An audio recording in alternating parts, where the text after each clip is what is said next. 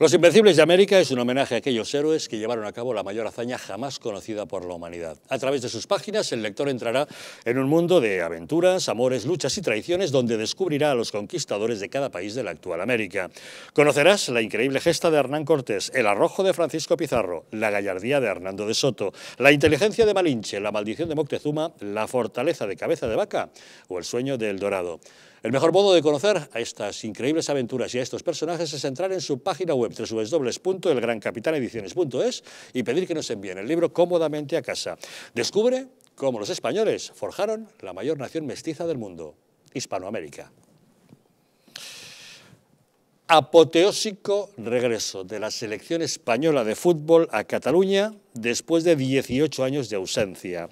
El RCDE Stadium en Cornellà, el campo del Real Club Deportivo Español de Barcelona en Cornellà el Prat, vivió un momento histórico este sábado cuando sonaron los primeros compases del himno nacional de España.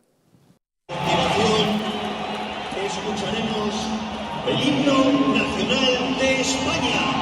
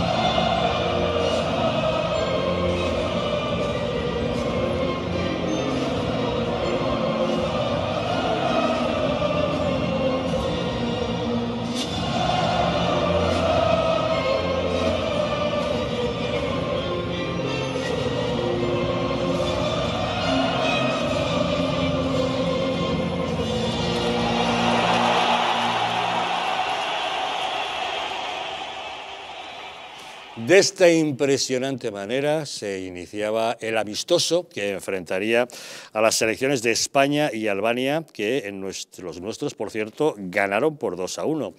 Pero no es el resultado deportivo lo más importante, puesto que más allá del interés deportivo del encuentro, la jornada fue histórica por el simbolismo que encerraba. Con el estadio repleto, las gradas llenas, se convirtió en una fiesta. Ustedes recordarán que en 2016 se hizo célebre un movimiento, Barcelona con la selección, que reclamaba a la alcaldesa Ada Colau que instalase pantallas gigantes para seguir los partidos de la selección española, igual que podía hacer en otras ocasiones con otros encuentros. Bueno, resulta que este movimiento saltó tristemente a los titulares de la prensa porque los ultras del separatismo atacaron sus tenderetes y agredieron, ustedes la recordarán, a Ruth y a María Rosa, las chicas que hacían de azafatas ataviadas con los colores de la selección. Bueno, el jugador de balonmano, Alberto Giral, es uno de los propulsores de esta plataforma. Don Alberto Giral, muy buenas noches. Buenas noches. Bueno, en primer lugar, qué emoción, ¿no? Me imagino ver de nuevo a la selección española jugando en Cataluña 18 años después, ¿eh? Bueno, dices de nuevo para la mayoría de los que estábamos en el estadio, ver por primera vez. Claro. Porque 18 años son muchos años. Bueno, y en tu caso, además, en tu estadio, ¿no? Eso ya para mayor gloria y orgullo, ¿no? Correcto, correcto. Y yo llevaba ya, desde que se anunció, pues todos estos meses pensando en cada vez que iba al estadio, imaginar cómo sería escuchar el himno de España en el estadio. Y desde luego ni mis mejores imaginaciones sería como acabas de reproducir tú en el vídeo, como lo vivimos en el estadio. Parecía que todos los altavoces de Cataluña se ponían a la vez para hacer sonar el himno. Fue un momento inolvidable. Bueno, cuando estudiabas en los Corazonistas con Nacho Pla, ¿os imaginabais que algún día vosotros dos seríais en gran parte artífices de este hito histórico que hemos vivido este fin de semana? Pues no, la verdad es que en muchos líos nos hemos metido, pero ninguno tan fructífero y tan divertido y tan necesario como haber peleado 6 años para conseguir lo que ayer pudimos vivir. Y vamos, esto pues es, entre otras cosas, pues fruto de que era una realidad que nos aclamaba la gente. Es decir, desde que nos constituimos con 2 objetivos muy claros. El primero, para poner pantallas gigantes en Barcelona y que todo el mundo pudiéramos celebrar las victorias juntos. Y en segundo objetivo, que fuera el partido en Cataluña, veíamos este segundo objetivo pues lejano, ¿no? O sea, seguía siendo un objetivo realista, pero lo veíamos lejano. Y estos días haciendo un poco de memoria y dijimos, hombre, es que en realidad, ¿cómo no iba a venir un partido a Cataluña con toda esta cantidad de gente que la estaba esperando? No tenía sentido lo que estaba pasando. Es que, Alberto, empezasteis pidiendo nada, simplemente una pantalla gigante para ver un partido y habéis conseguido traer a la selección a jugar aquí. Correcto, lo de la pantalla tenía muchísimo sentido porque, como comentabas, veíamos con envidia como en otras ciudades se instalaban y nosotros decíamos, hombre, pues aquí en Barcelona, si hubo una pantalla gigante para otros muchos temas, pues, cuando Ada Colau se nombró alcaldesa, se puso una pantalla gigante para que sus votantes lo pudieran ver y pensábamos, ¿cómo puede ser que para unas cosas sí y para otras no? Total, que bueno, como también recordaréis, pues bueno, pues fuimos sancionados por importes de hasta 14.000 euros y bueno, y luego en 2018 pues tuvimos más suerte y pudimos alquilar un estadio de fútbol donde también pusimos pantallas gigantes, pero esa vez sí que fue ya en coordinación y dentro de los límites que marcó el ayuntamiento. Y bueno, pues esos límites hicieron que la mitad de la gente se quedara dentro del estadio y la mitad de la gente se quedara fuera del estadio para animar. La verdad es que no lo tuvisteis fácil. En un día como hoy me gustaría recordar a Ruth y a María Rosa, las dos agustinas de Aragón que aguantaron el apalizamiento de los ultras del separatismo que estaban en contra de que promocionaran la selección en Barcelona. Sí, ese fue sin duda el acontecimiento más trágico de Barcelona con la selección. Nosotros, pues, como es evidente, condenamos las agresiones desde el mismo momento, las hemos apoyado en todo y lo seguiremos haciendo pues porque son nuestras dos colaboradoras que están semana tras semana apoyando y promocionando a la selección española de fútbol y defendiendo los dos objetivos de la asociación y que 5 delincuentes las agredan, pues no entra en ninguna cabeza sensata, ¿no? Entonces, es el momento más trágico que por suerte se ha hecho en parte justicia con los agresores, pero fueron momentos muy, muy duros. Pues nuestro homenaje a todos vosotros y en especial hoy a Ruth y a María Rosa. Bueno, ya habéis conseguido que la selección venga a un amistoso. ¿Para cuándo nos organizáis una oficial? Y a ser posible en el Camp Nou. Pues en eso mismo estamos pensando, que si pasamos a oficial tampoco iría mal acogerlo en el Camp Nou. Pues ¿para cuándo? Nosotros, yo sí tenemos 2 días de descanso ahora para recuperar la voz después de los 90 minutos del partido y unos días más para organizarlo. A partir de la semana que viene estamos preparados ya. Viendo de lo que sois capaces, igual te puedo pedir hasta que lo transmita TV3, ¿no? No sé yo, bueno, TV3 cubrió, nosotros organizamos la selección, organizamos una fan zone al lado del estadio, donde, bueno, según nos comentó la Guardia Urbana el sábado noche cuando estábamos recogiendo después del partido, nos comentó que por ahí pasaron entre 2.000 y 3.000 personas y que tuvieron que cortar para no ser, para que no hubiera demasiada concentración. Y bueno, pues sí, y TV3 vino a cubrir la fanzone, por tanto, pues bueno, parece que todo se puede empezar a normalizar un poco y estaríamos encantados de que TV3 estuviera retransmitiendo también el partido. A normalizar. Espérate, Alberto, te voy a contar cómo cubrió TV3 el partido. Fíjate bien. El periodista encargado de resumir el encuentro dijo: el tarrasense Dani Olmo y el azulgrana Ferran Torres salvaron a España en el amistoso de preparación contra una selección menor como es la de Albania. Es decir, que en el caso de Olmo, lo que subrayaron es su lugar de nacimiento, Tarrasa, y no su equipo, que es el Leipzig de la Liga Alemana. Y en el caso de Ferran Torres, lo relevante es su equipo, el Barça, y no su nacimiento, que este hombre es de Foyos, de Valencia. ¿Qué te parece esta manera de dar el partido? ¿Ah? Pues me parece que es en línea con lo que han ido haciendo en los últimos años y yo creo que tendría que sorprendernos casi poco. Yo lo puedo considerar más anecdótico que tratarlo de profesional y de imparcial, pues porque no tiene por dónde defenderlo. Bueno, nos has traído fútbol, pero tú empezaste a jugar a balonmano, a pesar de que tu padre te quería llevar al mundo del tenis, pero te dedicaste al balonmano, empezaste en el colegio, estuviste en el Barça en infantiles, estuviste luego en el Español. Sigo en ello. Sigues en el Español con la sociedad deportiva, ¿no? Deportiva. Y cuéntanos, ¿qué tal la carrera de balonmano? Pues bueno, balonmano es el deporte estrella de corazonistas y pues por ello pues con Nacho hemos jugado balonmano desde los 6 años.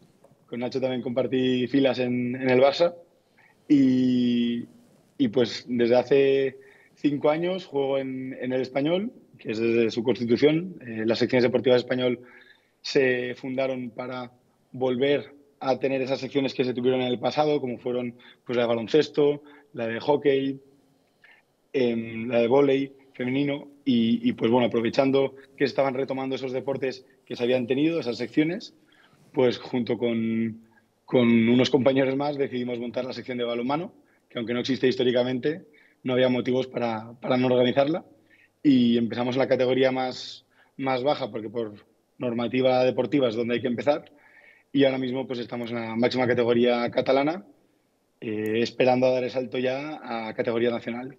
Y estar ya pues en las 3 de arriba, Asobal y Plata y Nacional, ¿no? Y entonces pues con ganas de dar el salto ya con la sección deportiva de balonmano a categorías nacionales. Bueno, de casta le viene al galgo, porque tú en tu familia has tenido varios jugadores de balonmano, ¿no? Sí, la verdad es que mi familia por parte de madre tiene mucha tradición de balonmano también desde pequeños y ellos también fueron pues jugadores del Barça, uno de mis tíos capitán y también de la selección española de balonmano. Por tanto, sí que se puede decir que algo sí que tiene que heredar.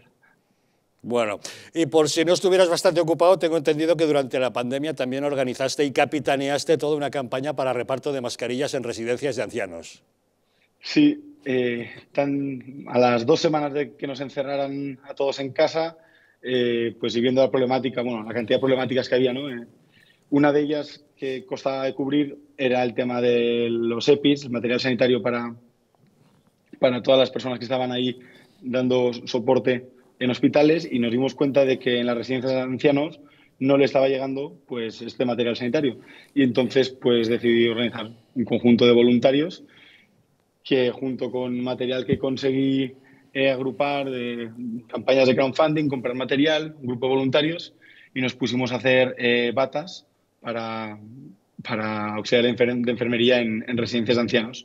Y estuvimos pues los 2 meses más duros de la pandemia, o incluso 3 meses, haciendo pues casi a diario batas, mascarillas, pantallas protectoras, cubre orejas para que no hicieran heridas en las partes traseras de las orejas.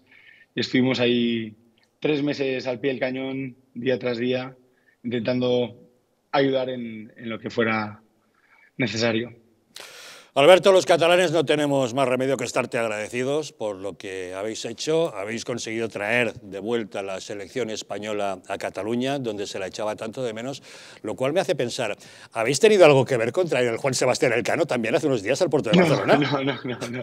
Eso reconozco que no tenemos ni un 0%. Lo disfruté como todos los que fuimos a verlo, pero reconozco que aquí no me puedo atribuir más que el hecho de ser un asistente más y disfrutar, porque fue era asombroso, era magnífico también. Pues te agradecemos mucho lo que habéis hecho a todos vuestros compañeros, a Ruth, a María Rosa, a Nacho, a todos los demás y lógicamente pediros que efectivamente apretéis un poquito más y nos traigáis a la selección española en un partido oficial, que sea en el Camp Nou y que lo transmita a TV3. Alberto Giral. A partir de la semana que viene nos ponemos a ello. No dejes de avisarnos. Alberto Giral, muchísimas gracias por habernos acompañado y por todo lo que habéis hecho. Adelante. Adiós, muchas gracias. Gracias, un saludo. Don Luis, ¿qué nos puede decir? Bueno, pues que esto también es Cataluña. Que esto es Cataluña y esto es Cataluña, España. Esto exactamente es un chavalote que daba un ejemplo y que daba un ánimo y un carácter extraordinario. Los 35.444 espectadores que estaban en el campo, según la prensa deportiva, disfrutaron de un espectáculo que es un auténtico ejemplo de la realidad que es Cataluña. y bueno, hay que decir que menos mal que se ganó el partido, porque con los maletas, el paquete que es Albania, afortunadamente ganamos el partido y salimos por la puerta grande. Pero este entusiasmo, esta transparencia, este chavalote tan sano, contrasta con lo que hacen otra gente de allí también. Leo 2 líneas del Diario Sport, que no sé quién lo edita, por cierto. Así pues, una buena ocasión para que la numerosa colonia española que reside en Cataluña pueda ver en directo a su selección. La última vez el choque contó con la presencia de más de 7.000 peruanos, cuya colonia también es muy numerosa en Cataluña.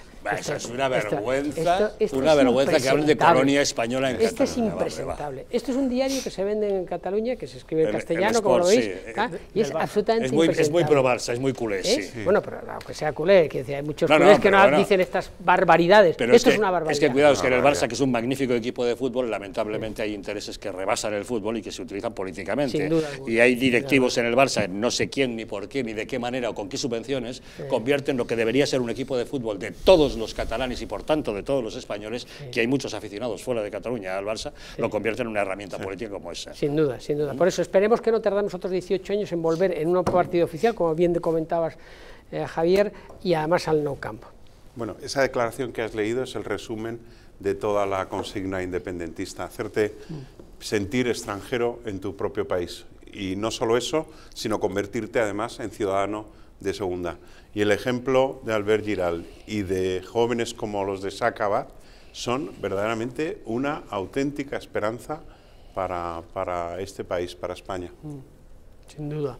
Gracias a todos por lo que hacen, verdaderamente. Hombre, sin lugar a dudas, y además con lo que les ha costado, ya te digo, es que hace unos años les agredieron, pegaron a las 2 chicas, a Rucia y a María Rosa, que aguantaron estoicamente y que no se arrugaron y han seguido trabajando con ellos justamente para defender la selección, y este fin de semana hemos tenido el premio, la recompensa de esta victoria. Es una pena que lo que debería ser la normalidad sea una excepcionalidad que a todos nos conmueva y nos emocione, porque verdaderamente las imágenes fueron absolutamente emocionantes. Emocionantes. Y nosotros aquí los seguiremos convirtiendo en noticias siempre que haga falta, hasta que sea normal. Con gente como como Albert y los jóvenes de Sacabad, creo que tenemos esperanza. Yo creo que tenemos muy buena gente ahí trabajando, sí.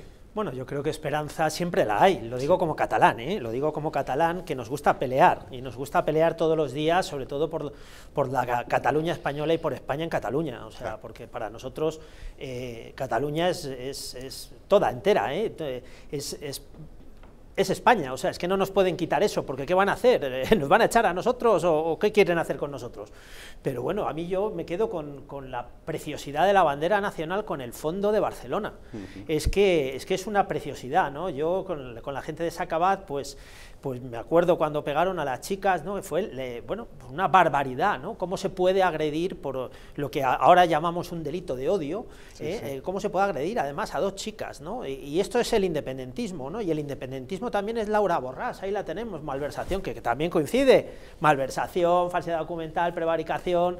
Es que van coincidiendo las cosas, yo no sé por qué, si a lo mejor con Sánchez no tenemos suerte y a lo mejor en Cataluña vamos teniendo un poco más de suerte, el partido Juan Sebastián Elcano y casi el procesamiento de Laura Borràs, o sea que algo se va consiguiendo, pero repito, para mí eso es Cataluña, o sea, es que yo creo que ahora mismo el independentismo en Cataluña no representa nada más que el 38%, es que el independentismo que hemos visto, la malversación de caudales públicos que ha habido por parte del golpe de Estado que ha habido en Cataluña, nada de sedición rebajada, ensoñación, etcétera, golpe de Estado que ha habido en Cataluña, y luego el resto de Esquerra Republicana y de los partidos de Junts, PerCat y todos los demás, la farsa que han montado, porque ni entre ellos se aguantan, o sea, que es una falsedad de otra falsedad, como cuentan su falsedad de la historia de Cataluña, que es mentira también, y el colonialismo hacia Valencia o hacia que también es mentira, o hacia Baleares, ¿no? O sea, es que es toda una mentira y una patraña en sí mismo que acaba pues en delitos de falsedad documental, prevaricación y malversación, pero para mí lo más importante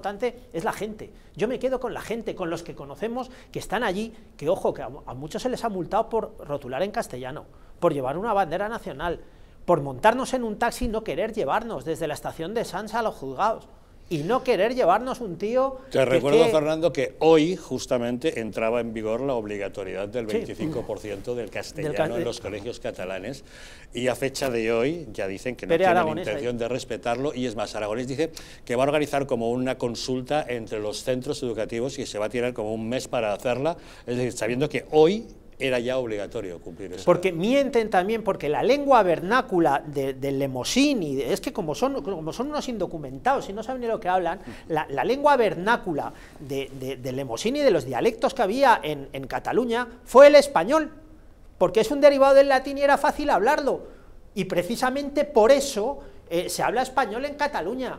No es porque en Barcelona se hablara, que entonces podríamos hablar de un colonialismo, un dialecto del lemosín y un dialecto precisamente del... No, sí, es del lemosín, claro, directamente. Entonces, claro, llegamos a entender cómo toda su mentira se va cayendo y se va deshaciendo, precisamente por eso, porque la lengua vernácula que existe en Cataluña es el español, porque es la que unió Cataluña en sus diferentes dialectos que tenía dentro de lo que era una provincia o una zona que tenía diferentes tipos de lenguas, porque era la más fácil de hablar entre ellos mismos, o sea que ha sido el mismo pueblo, por eso apelo al pueblo. Yo sé que los catalanes españoles y los españoles catalanes lo único que queremos decir es visca Cataluña española y viva Cataluña española. El despropósito y la provocación es permanente y no tenemos que olvidarla. Fíjate que yo no confiaba mucho que la actitud del propio Sánchez con el otorgamiento de los ¿cómo se llaman? De los cuando les dio a los encausados el indulto, el indulto que no iba a tener un efecto, pero realmente lo ha tenido. Hoy, por primera vez, después de muchísimas tertulias que hemos tenido aquí, volvemos a hablar de Cataluña y afortunadamente volvemos a hablar de Cataluña por un ejemplo de españolidad. Pero ellos es la provocación permanente. Ahora en las redes sociales se utiliza mucho la comparativa con Ucrania, como si España fuera Rusia, Ucrania fuera Cataluña, se está utilizando muchísimo. Ellos son una permanente provocación porque es lo único que saben hacer, porque son unos payasos y unos provocadores. Bueno, entonces, no afortunadamente tenemos gente, como hemos dicho, allí como Giral, que es gente que son limpia, que son honesta y que dan un ejemplo de permanente valentía en unas situaciones tan adversas como las que han vivido. No te olvides también que una mentira que también se ha contado, ya que pones el ejemplo de Ucrania, que es moderno, se comparaba las provincias del norte de España, o sea, las Vascongadas, y Cataluña con Irlanda, con el proceso irlandés, o sea, que es otra mentira. O sea, aquí se ha construido mentira sobre mentira y nosotros no aceptamos la mentira, queremos la verdad del pueblo catalán, que es español. Sí, está por encima, esto es la demostración de que la realidad está por encima de la propaganda. De esa propaganda, ese montaje que... Pero es que llevan 40 años enseñando en los colegios que los españoles en 1714 invadieron Cataluña y que la sometieron, y eso es simplemente una mentira. Entonces están fabricando analfabetos funcionales con ese tipo de educación. Les enseñan que el Ebro es un río catalán que nace en tierras extrañas, les enseñan que España se dedica a castigar a Cataluña y a pisotear sus derechos, pero si somos todos exactamente lo mismo. Cataluña existe como tal desde el momento en que existe dentro de España. Antes de que existiera Cataluña ya existía España. Cataluña no existió previamente. Pero el gravísimo problema de esto también es que todo este apoyo y este conglomerado que sustenta la mentira, como bien decís, se haga con dinero público, con ríos de dinero público, con montañas de dinero público que pagan las embajadas que hay en esos países, que pagan las instituciones que mienten, las instituciones historicistas que cuentan unas historias, unas milongas, que yo creo que ni siquiera se lo creen ellos, pero da lo mismo porque ganan, o sea, viven de eso y viven de poner el cazo y de disfrutar de esas prebendas. Los programas infantiles, el español es el malo, el español no es una cosa... Sí, pero no pueden ocultarnos, porque lo han intentado, manipular la mentira, la censura, pero lo que no pueden es contra nosotros, porque ¿qué van a hacer contra nosotros? Porque es que lo vemos en el partido de fútbol, lo podemos ver a diario en Cataluña. ¿Nos vais a prohibir hablar español o castellano en Cataluña? ¿Quiénes? ¿Vosotros? ¿Laura Borràs y compañía? ¿Pere Aragonés y compañía? ¿Los de la sedición con la malversación y todo lo demás? O sea, los de la rebelión, todos estos sois el qué, los de la CUP. Los de la CUP nos vais a prohibir a nosotros, que estamos todo el día trabajando, que hablemos y que nos sintamos españoles. Pero es que no sabéis lo que decís, es que os habéis enfrentado a una cosa que ahora mismo sois minoría, eso es lo primero. Y lo segundo es que es mentira, absolutamente mentira, en todos los ámbitos. El idioma catalán, que es el origen es el latín, es el idioma general que ha habido el latín en España. Y ese es el inicio del catalán, y no pueden mentir con eso, y no pueden mentir porque es la verdad. Pero mienten continuamente, Fernando. Lo que es tremendo es que en el siglo XXI tengan derecho los territorios y no las personas, ¿no? Exacto, así es. Es una cosa absolutamente... O que se disfrace de religión política una ideología absolutamente totalitaria, esa que condena a la mitad de la población al ostracismo, al apartheid, porque no piensa como tú, ¿no? Pero esto es una cuestión, es simplemente supremacista, y es la mamandurria para llevárselo calentito. Exacto. Aquí unos cuantos se han montado el chiringuito de, oye, si aquí decimos que somos un país independiente, vamos a hacer proselitismo, vamos a unir gente, vamos a extorsionar al Estado para que nos den más y más dinero, y vamos a colocarnos en nuestros propios chiringuitos. Vamos a crear embajadas, la agencia del medicamento de Cataluña, la de la meteorología de Cataluña, la de los estudios de opinión de Cataluña, todo una duplicidad de administraciones para ir colocando cargos y todo eso. De las cosas más claras y contundentes que ha dicho nunca Isabel Díaz Ayuso es que a nosotros no nos van a hacer pagar la fiesta de los independentistas, a los madrileños, con el tema este de los impuestos, de derogarnos la autonomía fiscal, que ahora nos vamos a blindar con una ley en la Asamblea de Madrid, que es necesaria, apoyada por Vox también. Sí, bueno, sí, pues, y muy discutida por Pedro Sánchez. Que cala, porque es que es así. Es necesario. Verdaderamente no estamos dispuestos a pagarle la fiesta a estos señores. Yo quiero decir una cosa, que Cataluña es más grande que el independentismo. Cataluña española es muchísimo más grande, y que aunque ellos no quieran, nosotros les queremos también como catalanes y como españoles. Aunque sean independentistas, nosotros no les vamos a despreciar, porque nosotros sí tenemos corazón y tenemos sentimientos referente a España.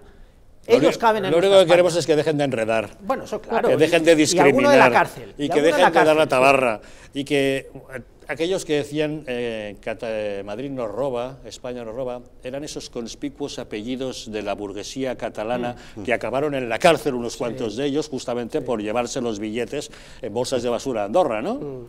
O sea que resulta que no era España quien nos robaba a los catalanes, eran ilustres apellidos, conspicuos apellidos de la burguesía catalana los que nos robaban a los catalanes. El que ha robado, hay que decirlo, es Pujol, el que ha robado es el caso Palau, los que nos han robado han sido, en el caso del independentismo, los que han estado en la cárcel por malversación, repito, por malversación, como es el caso también de Laura Borràs. O sea, todos los independentistas han robado. Han robado a Cataluña y han robado a España. Y eso es el independentismo. Cuando salió lo del 3%, aquel empresario muy indignado que dijo, ¿cómo que el 3? Si a mí me cobran el 20. Efectivamente. Se quedó pasmado. De que a él le estaban cobrando el 20, no el 3 tan famoso. Eso lo dijo Pascual Maragall en el Parlamento de Cataluña. Ustedes tenen un problema y el problema se'n diu 3%. Y los de Esquerra Republicana le dijeron, ¿no era el 5%? Así es. Esta fue. Pero hay una parte de la sociedad catalana que compra ese discurso. Ayer, si no me equivoco, Joan Canadell, que es el empresario de las gasolineras, que es miembro, yo creo que de la Junta Directiva de uno de los sectores empresariales de Cataluña, en televisión, en la TV3, decía que si ellos fueran independientes serían probablemente la tercera o la cuarta, no sé si tercera, cuarta o cuarta y quinta potencia económica de Europa. Y la gente se lo quiere creer, y la gente, hay parte de la sociedad catalana Madrid, que ha adelantado que se lo quiere creer cuando están empobreciendo el país. No tienen más que ver la gestión que están haciendo, están hundiendo Cataluña. Exactamente, están hundiendo la región de Cataluña. La deslocalización de empresas hacia Valencia y hacia Madrid, es que bueno, es que ya lo sabe todo el mundo, pero es que hay un éxodo masivo ya de pymes, de pequeñas, ya no hablo de las grandes empresas, de las grandes corporaciones, sino de pymes, hacia Zaragoza y hacia Valencia, y hacia Madrid. Crea más empresas Andalucía ya que Cataluña. Claro, está por encima, está por encima ya de Cataluña. Le ha hecho ya el sorpaso. Claro. Es increíble. O sea, aquí el problema que tenemos es el independentismo, que es un crimen. Es un crimen contra España, el independentismo, el hecho de ser independentista. Luego viene la violencia, que siempre ha utilizado la izquierda y el independentismo, porque va unido, va consanguíneo, es consanguíneo la violencia con el independentismo. Y ese es el error. también podríamos entrar, y en eso yo estoy de acuerdo, al error que cometimos en la Constitución al hablar de nación y de nacionalidad, de los términos de nación y de nacionalidad, y entrar en los artículos 143 de 144, la vía especial y tal, porque eso es el engendro que creamos de las comunidades autónomas, que muchas de ellas no son ni comunidades autónomas, entre otras cosas, llegar a un pacto para decir que el idioma que se hablaba ahí, el catalán, es la lengua vernácula de Cataluña, cosa que... Vale, pero en todos nuestros respetos al catalán, si aquí no se trata de castigar a ninguna lengua, aquí lo único que estamos pidiendo los catalanes, que manejamos los dos idiomas a la perfección y somos bilingües, es que se respeten los dos y que cada uno pueda aplicar la Constitución, que todo el mundo tiene la obligación de conocer la lengua española y el derecho a utilizarla. Pues déjennos ustedes aplicar la Constitución y aplicar nuestro derecho a utilizar nuestra lengua, y que cada uno en Cataluña pueda hablar en castellano o en catalán como le dé la gana, porque eso se llama libertad, algo que algunos señores por lo visto no entienden, qué es lo que quiere decir la palabra libertad. En fin, vamos a hacer una pequeña pausa y volvemos de inmediato para decirles que hoy se cumplen 80 años desde la muerte de Miguel Hernández, un personaje muy conocido, pero quizás muy desconocido por muchos respecto a la utilización que de su figura han hecho algunos, seguramente de manera interesada. ¿Saben ustedes que Miguel Hernández fue el poeta que estuvo cuidando a los huérfanos de un guardia civil que fue asesinado por los milicianos de CNT-FAI, por los anarquistas, en cuanto se inició la Guerra Civil Española? ¿Ah? ¿Eso no se lo habían contado en sus libros de texto? Bien, pues tras una pequeña pausa se lo va a contar alguien que ha dedicado los últimos años a investigar a fondo la figura de Miguel Hernández y que ha conocido cosas bastante inéditas. Se llama Pedro Corral y nos acompaña. Ahora mismo se lo contamos.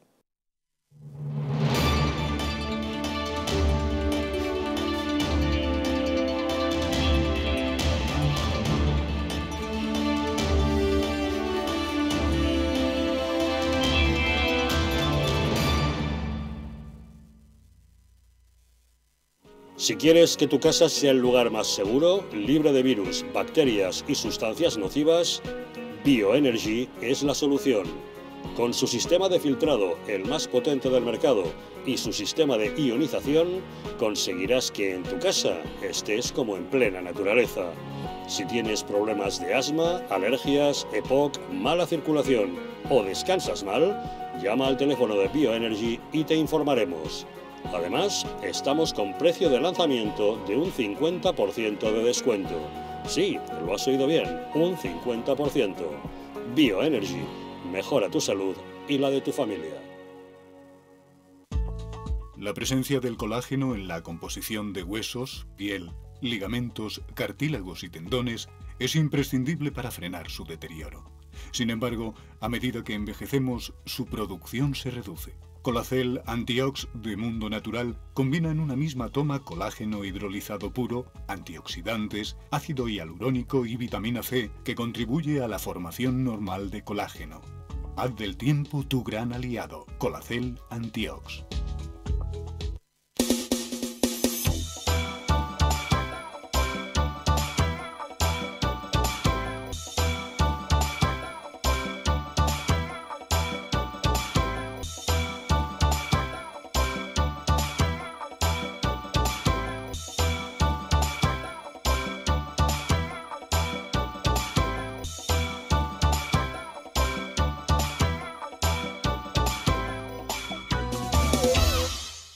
¿Sabías que en España hay 30.000 muertes por infarto cada año? ¿Sabías que después de un infarto, cada minuto transcurrido disminuye las posibilidades de sobrevivir un 10%? ¿Sabías que una ambulancia de media tarda en llegar a nuestra casa entre 10 y 12 minutos, produciéndose 3 de cada 4 infartos en nuestro hogar? Nace en España el proyecto Protege tu Vida con el objetivo de salvar más de 7.000 vidas al año. Ahora, salvar tu vida depende de ti. Crea en tu hogar un espacio cardioprotegido con el mejor desfibrilador y de fácil uso. ¿Qué precio le pones a tu vida? Llama ahora al teléfono 900-730-061 o entra en nuestra página web www.protegetuvida.eu y verás que proteger tu vida cuesta muy poco. Un estilo de vida saludable, la dieta y el ejercicio físico ayudan a disminuir los niveles de colesterol. Divecol Forte de Mundo Natural contiene cardo mariano, coenzima Q10 y levadura de arroz rojo que aporta 10 miligramos de monacolina K que contribuye a mantener niveles normales de colesterol sanguíneo. Protege tu corazón, protege tu salud. Divecol Forte de Mundo Natural.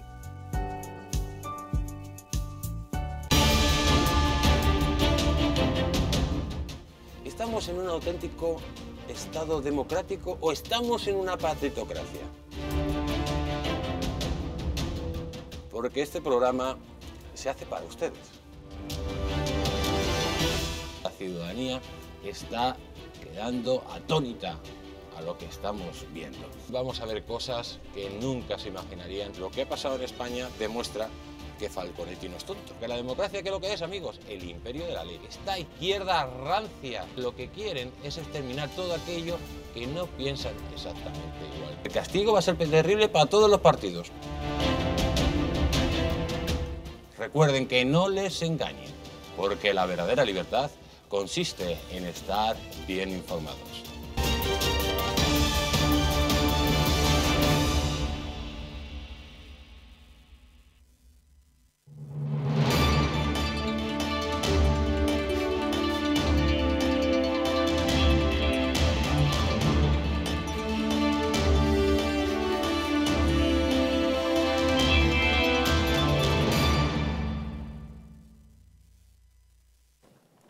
En estos tiempos de pandemia nos hemos visto en confinamientos, encerrados en nuestras casas, con muchas obligaciones, atender a los niños, el teletrabajo, los deberes, las labores caseras, la compra, en fin, muchas tareas que nos pueden estresar o incluso afectar al sueño.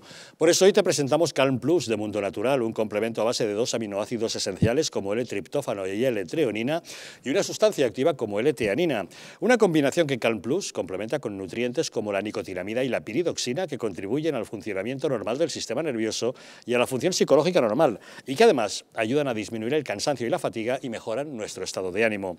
Así que relájate y encuentra Calm Plus en tu tienda habitual y en Parafarmacias Mundo Natural, aunque si quieres puedes adquirirlo directamente en su página web parafarmaciamundonatural.es o llamando al teléfono 91 446 0000. Quédate en casa con Calm Plus, es de Mundo Natural.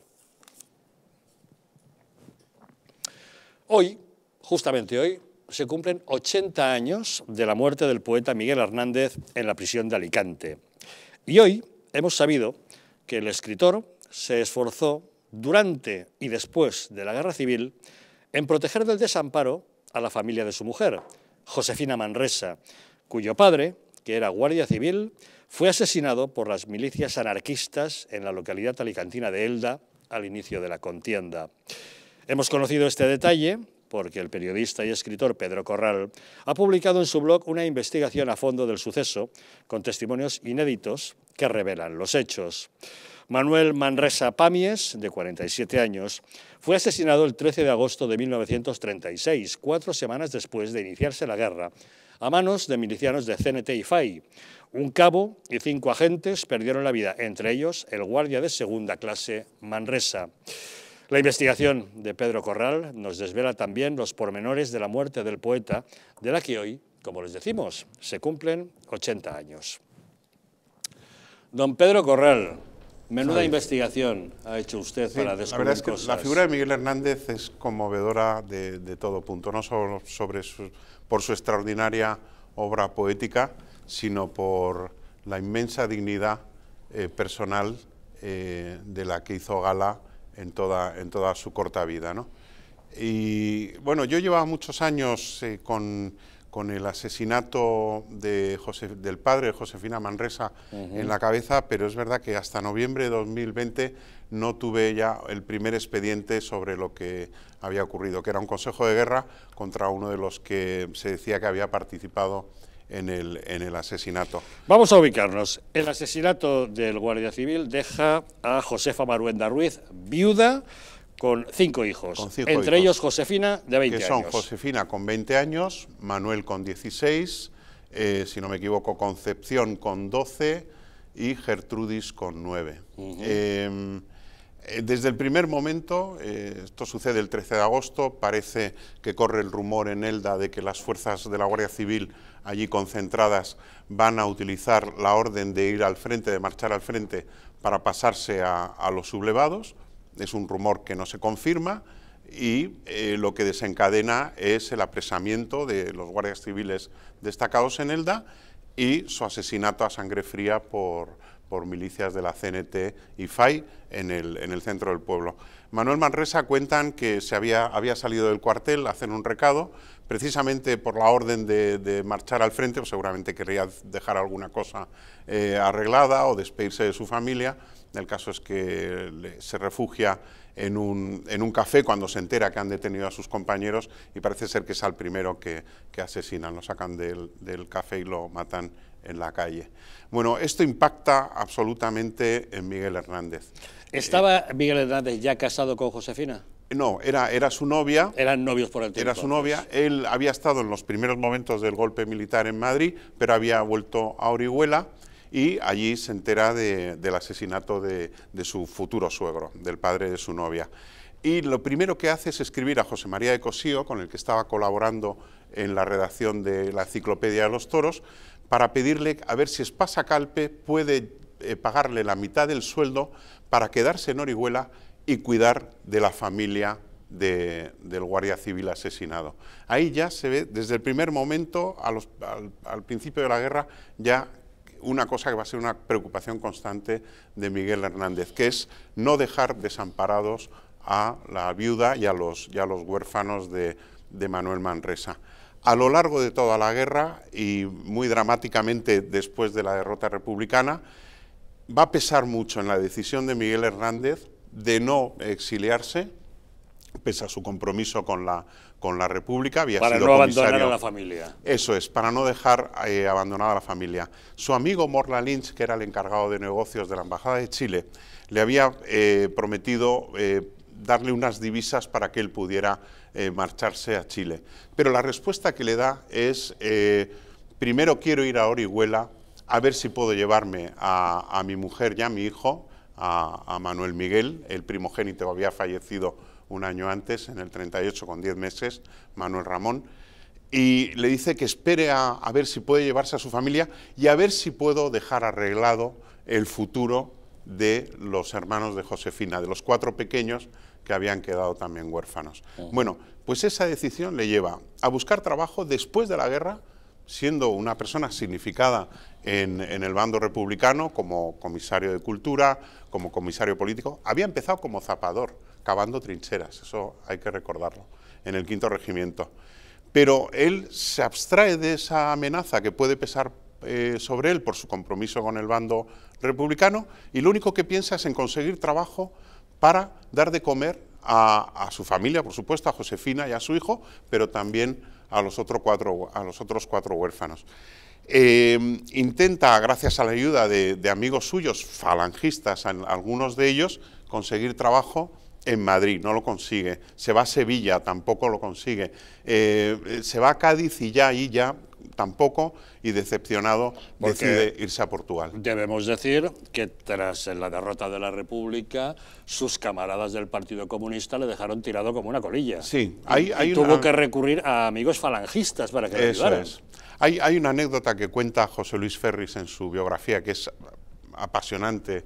Es extraordinaria la biografía de José Luis Ferris, una anécdota que es muy conocida, la refirió, de ella habló en su tiempo Rafael Alberti, María Teresa León, y es que en la Alianza de Intelectuales Antifascistas, en la sede que es el Palacio de los Heredia Spínola, detrás de Casa de América, él llega del frente, Miguel Hernández, y se encuentra una fiesta, por visto por todo lo alto, con bebida, con comida, todo lo que faltaba en el Madrid asediado por los franquistas, y entonces él se asquea de esa fiesta y dice, perdonad por la expresión, pero así lo recoge la historia, aquí hay mucha puta y mucho hijo de puta. Entonces Rafael Alberti se siente concernido porque su mujer o su compañera María Teresa León ha organizado la fiesta y le dice, ¿a qué no te atreves a decirlo otra vez?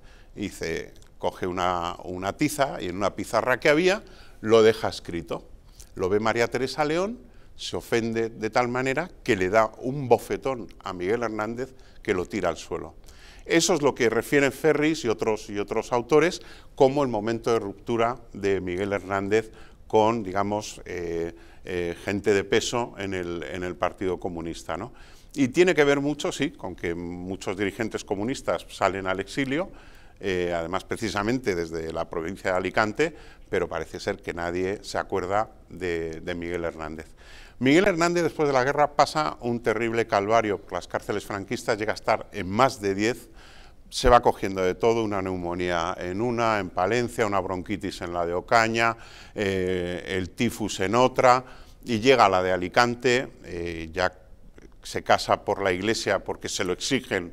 Porque estaba casado por lo civil. Se había casado por lo civil, se casa por la iglesia en la cárcel, ya el 4 de marzo de 1942, ya casi moribundo, se casan Josefina y él, pero durante todo ese calvario él no para de intentar que los huérfanos de Manuel Manresa reciban una pensión extraordinaria. Por cierto, no habían recibido ninguna pensión por parte del gobierno republicano, estuvieron cobrando el sueldo de su padre, los huérfanos, desde octubre a diciembre del 36, pero en diciembre del 36 dejaron de cobrarlo, y porfía a Miguel Hernández con la ayuda inestimable de Vicente Alexandre, que ahí se revela como un grandísimo amigo de un corazón generoso inmenso, en conseguir una pensión extraordinaria que había dado Franco a los miembros de las fuerzas de seguridad y militares que hubieran muerto por su adhesión a la sublevación militar, al alzamiento.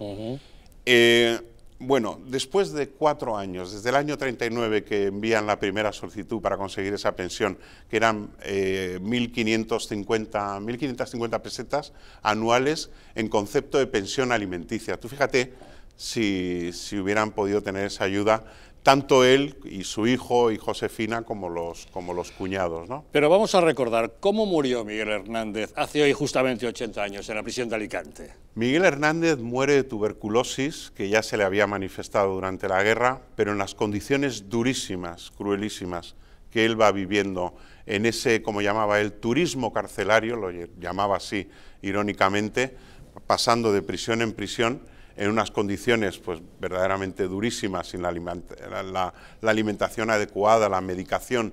Él ya enfermo de los pulmones, fallece el 28 de marzo de 1942 con el pulmón, creo el pulmón izquierdo, totalmente invadido de tuberculosis.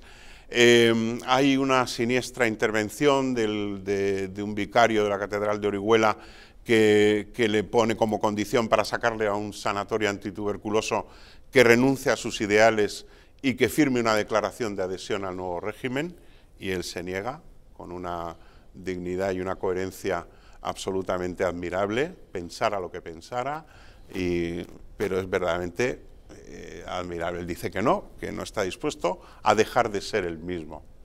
Y él fallece sin tratamiento, sin cura, en el 28 de marzo del 42.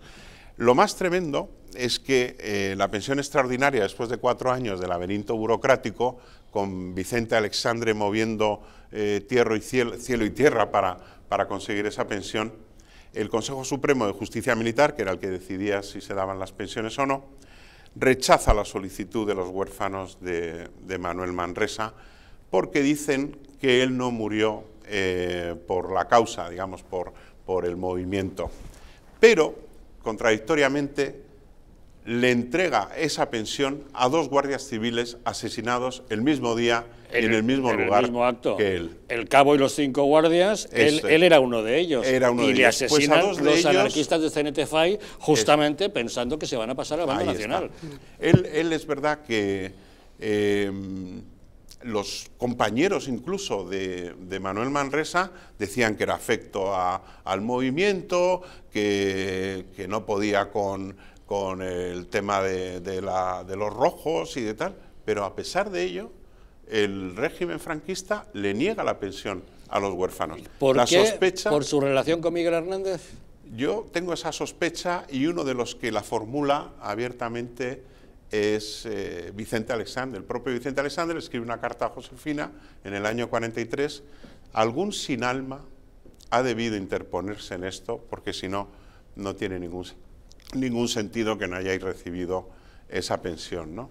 Entonces, bueno, la verdad es que de todo esto, ¿qué lección sacamos? Una vez más, Xavi, que lo hemos hablado tú y yo muchas veces. La guerra civil fue una inmensa tragedia para todas las familias españolas. Incluso hubo familias españolas que la sufrieron por los dos lados. Las familias quedaron rotas, caso, con yo gente en un bando y mi en artículo Los 5 lutos de Josefina Manresa. Don Pedro, explique a nuestros espectadores por qué los 5 lutos. Cuente los 5. Ella muere en agosto del 36, asesinado por milicias de CNT-FAI, su padre, Manuel Manresa. En marzo del 37 fallece su madre, Josefina Marguenda Su Ruiz. madre. En octubre del 38 fallece su hijo Manuel Ramón, su primogénito, que había nacido en enero, yo creo que tenía 10 meses, 10 meses, sí. Y en el año 42, el 28 de marzo, que estamos conmemorando ahora el 80 aniversario, muere Miguel Hernández en la cárcel de Alicante. Y, desgraciadamente, el quinto luto es su hijo Manuel Miguel, que fallece en el año 84, 3 años antes que ella. Josefina Manresa fallece en el año 87, y ella es la que abriga todo el recuerdo de la figura y de la obra de su marido, de Miguel Hernández, con absolutamente extremado cariño. Para mí, Miguel Hernández, Josefina Manresa, son patrimonio de todos. A mí me duele que alguien quiera hurtar la figura de Miguel Hernández y la memoria de Miguel Hernández a nadie. Es de todos, nadie la puede patrimonializar, nadie la puede monopolizar. Sabe usted, ¿no? Que la izquierda quiere capitalizar su figura. Es un grandísimo escritor, que niega otras, ¿no? Sí, sufrió terriblemente las consecuencias de la guerra civil y de la represión franquista, como hubo luego otros escritores que sufrieron la del bando nacional. Ahora que se ha hablado de la desbandada de Málaga, de este debate que hubo en el Congreso, sí, yo estoy completamente a favor del reconocimiento de las víctimas de la desbandada, de las víctimas que huyeron de Málaga a Almería por la carretera y que fueron bombardeadas por el aire y por el mar, por la flota franquista, la aviación franquista, pero no puedo dejar de olvidarme de los cerca de 3.000 asesinados por el Frente Popular en Málaga. Entre ellos José María Hinojosa, poeta de la generación del 27, amigo de García Lorca, fusilado en el cementerio de Málaga por el Frente Popular, con su padre, con su hermano y con Luis Altolaguirre, hermano de otro poeta del 27, Manuel Altolaguirre. Una desgracia terrible. Don Fernando. Bueno, yo decir que bueno, aquí hemos tenido 3 generaciones espectaculares, ¿no? La del 98, la del 27, ya lo decía, Españolito que vienes al mundo, una de las 2 Españas ha del arte del corazón, y la del 36, que es bueno. Ahí hay de todo, ¿no? Porque muchos son fusilados, otros, en fin, Lorca, es el centenario de José Hierro. Claro, José Hierro. En fin, yo 2 preguntas. ¿Es cierto que Miguel Hernández y José María Cosío al final no se reconciliaron nunca, precisamente porque le pidió José María Cosío que rectificara? O se llegó a... Y la segunda pregunta era el papel que Dionisio Ridruejo y Rafael Sánchez Mazas tuvieron para intentar de alguna manera ayudar a Miguel Hernández, o cómo fue esa posibilidad porque claro, por otro lado tenemos a los hermanos Rosales también que intentaron ayudar a Lorca. Quiero decir que el mundo de la cultura nos pertenece a todos, o sea, repito, Españolito que vienes al mundo, una de las 2 Españas ha del arte del corazón, y eso es con lo que hay que acabar, ¿no? Esas 2 son las preguntas. José María Cosío primero tiene un papel decisivo en la conmutación de la pena de muerte de Miguel Hernández.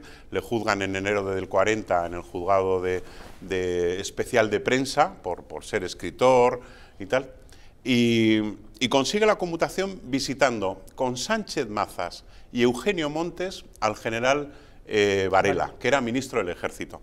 Y precisamente el guerrero Zamora, el primer biógrafo de Miguel Hernández, dice que lo que le conmueve a Varela a la hora de aceptar la conmutación de la pena de muerte es que Miguel Hernández se hubiera casado con la huérfana de un guardia civil asesinado por los republicanos.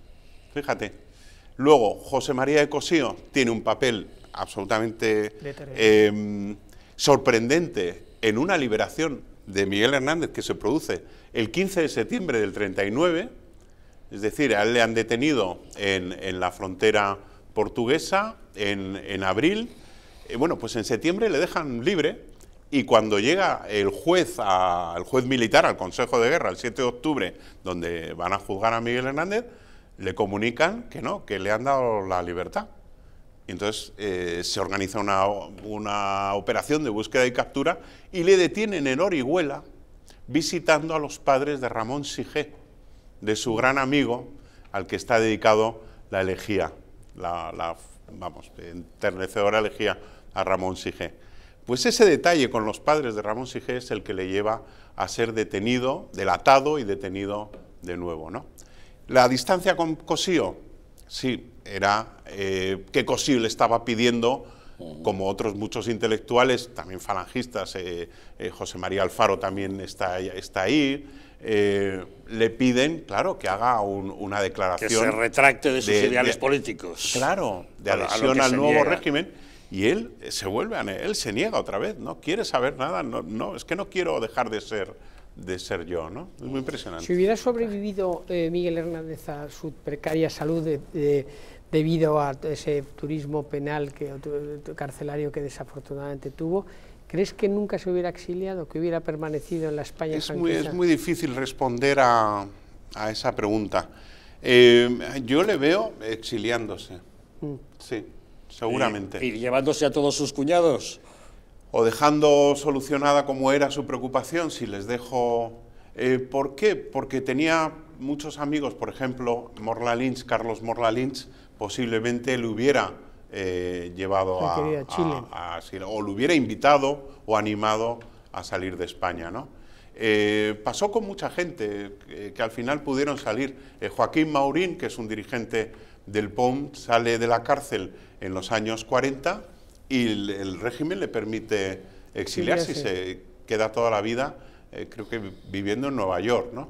Entonces yo creo que sí, creo que como le sucede es que él vería, bueno, a Machado porque muere enseguida, solo unos días después de haber cruzado la frontera al exilio, pero el caso de Luis Cernuda, perdón, el caso de Manuel Altola Aguirre, yo creo que él habría visto que muchos de los compañeros de conocidos, amigos de todos los ambientes literarios españoles, pues estaban fuera y él se habría ido seguramente. Es difícil la respuesta, pero me inclino a pensar que sí. Y en definitiva lo que sí es un llamamiento a que esas trincheras que se abrieron desgraciadamente, que venían de años antes, pero que se abrieron tan profundamente en el 36, no volvamos a abrir las generaciones en las que han pasado ya 80 años, quiero decir que desafortunadamente... Yo siempre le digo a Pedro que nuestros abuelos nos regalaron la generosidad de no trasladarnos ese odio que ellos sufrieron en la guerra. Es lamentable que en nuestra generación haya gente reabriendo esas trincheras para que la gente vuelva a odiar. Yo siempre recuerdo el gesto de Alberti, que es cuando vuelve a España, esa declaración que hace a pie del avión, diciendo: me fui de España con el puño cerrado. Vuelvo a ella con la mano abierta en señal de concordia. Bueno, pues ahora la izquierda interpreta ese gesto como una cobardía. Bueno, pues creo que se confunden absolutamente. Y también suelo decir que es que la izquierda ofreció un ejemplo de inmensa generosidad en la reconciliación y en la transición. Evidentemente, eran los que habían sufrido exilio, muchos de ellos los que habían sufrido cárcel, es verdad, pero bueno, luego yo me he encontrado sorpresas como un capitán del Ejército Popular que el hijo me confesó, no, su madre había sido miliciana y seguía votando al Partido Socialista, pero decía, mi padre en el año 96, ¿verdad? En el año 96 votó a Aznar. Y en el año 2000 le volvió a votar. Un capitán del Ejército Popular votando a José María Aznar al Partido Popular. Los tiempos cambian. Esta fue la transición. Y esa fue la historia.